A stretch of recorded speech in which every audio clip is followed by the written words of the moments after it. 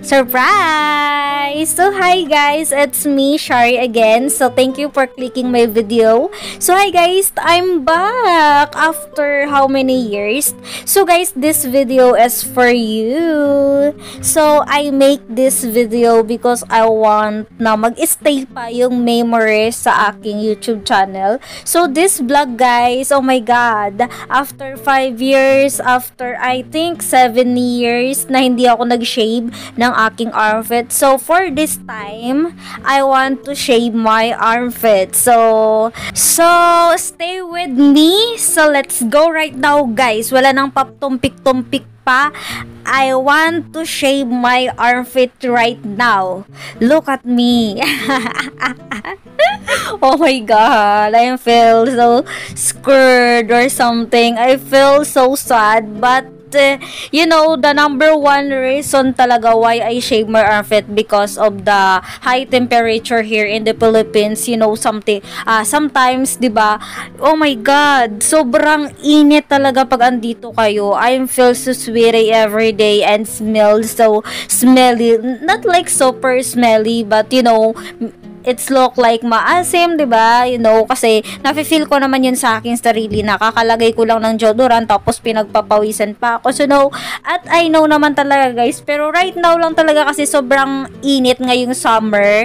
This 2024 na summer talaga, guys, nakakamatay. Hindi ko alam kung nasa impyerno ba tayo, diba? What if kung nasa impyerno nga talaga tayo, mga ante? So, ay, wag naman. So, oh my God, nakat ko na yung aking armpit.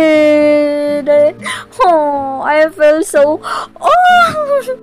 but oh my God, don't worry guys, this is my last na shave ako ng aking armpit. Maybe next month ipag-grow ko naman yung armpit ko next month, guys, and I want to show you yung pag-grow ng aking armpit kasi basta gusto ko lang kasi ma-feel this summer naman talaga, guys, na hindi siya ganun kainit at hindi ganun ka-hassle sa self ko, 'di ba? Pag naglagay ako ng deodorant, pag walang buhok sa kilikili, tuyot agad, so, 'di ba?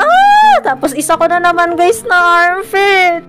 Tapos na yung one armpit ko, ngayon pangalawa ko na siyang armpit. Oh my God. Diba? Oh. Sobrang kasi, guys, na aking armpit, diba? Lalo na talaga pag walang buhok yung armpit ko. Looks so clean at looks so, diba? Yung skin ko ay light. Napaka-light kasi ng skin ko at hindi kasi naman talaga maitim, guys. Yung mga kasingit-singitan ko. Maitim akong tao pero hindi maitim kasi yung kasingit-singitan ko. Oh, diba? Smell good. So, guys, to my followers at to my subscriber, to all my supporters, guys, I'm so sorry, but this time I want to shave my armpit, guys, but you know, just stay with me. I hope you support with me until the end of my life. And also, I promise you, this is my last na mag-shave ng aking armpit. And, you know, basta, yun na siya, guys. Wala akong masabi talaga. Basta, yun lang. Wala akong masabi na iba, kundi this is my decision right now. Kasi sobrang init naman kasi talaga dito sa Pilipinas, guys. It's a really hot temperature, you know. The weather, it's very hot naman talaga. Hindi ko alam. Ang hot ko na kasi, baby. Dinadagdagan ko pa yung pagka-hot. Oh. So, ayun nga, pagkatapos ko pala mag-shave ay nagsabon ako ulit.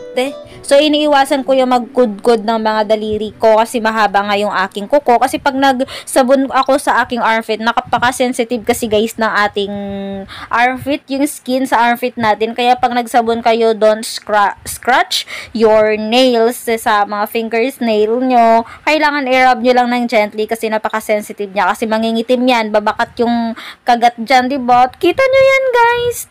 Oh, bye-bye. Oh my God. For 6 years na ilagaan kita. Pero, so bye. Mwah.